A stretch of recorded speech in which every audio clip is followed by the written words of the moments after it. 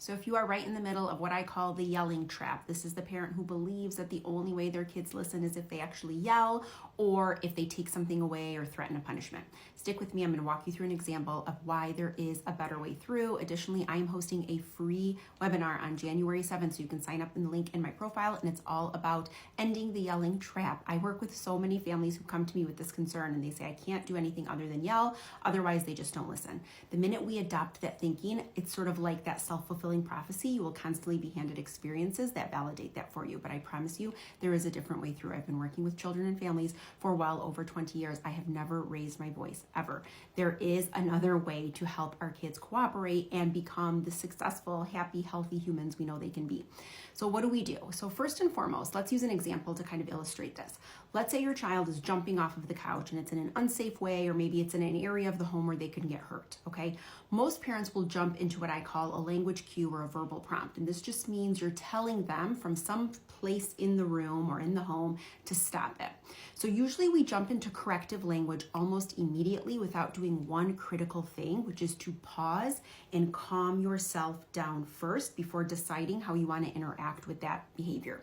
So it usually looks something like this. The child jumps off the couch and you're like, hey, cut it out. Stop it. Don't do that. You know you're not supposed to do that. You're going to get hurt. I told you get down.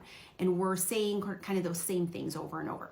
Now, if you're relying on language only and corrective language to help your child stop doing the thing you don't want them to do, for a lot of children, it doesn't work, particularly if you have a child who's a little more strong-willed or more likely to test boundaries. So instead, this is my child who will look right at you, maybe smile, and then jump off the couch again. Then you blow up and you end up having a really big overreaction. Maybe you give a punishment that doesn't really fit the crime. Maybe you threaten something, you kind of lose control, and then your child does eventually listen. So in your mind, it's saying, see, it's the only thing that works. I tried saying it really nicely and they didn't listen.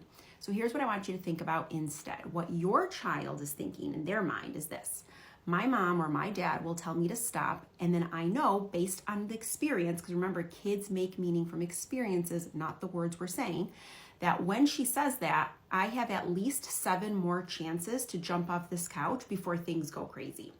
So your child is always going to look at how can this benefit them. It's by design, they're neurologically wired this way to see where and how they can get the outcome that they want.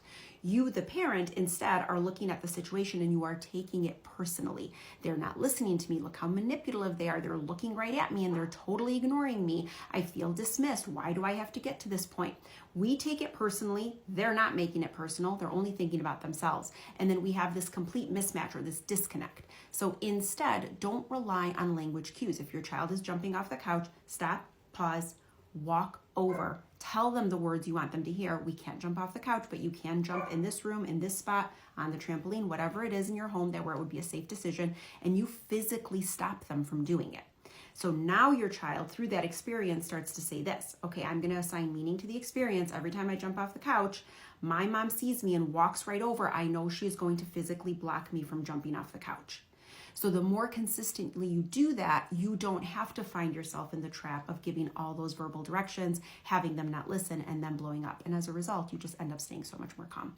So go ahead and sign up for the webinar. It's free. It's 60 minutes. You guys can ask me questions live, but I'm really, really, really determined to help us in 2025 parent from a more calm, centered space. It's time that we anchor ourselves and really become the anchor that our kids need so that they can really thrive and succeed in what feels like an already chaotic world.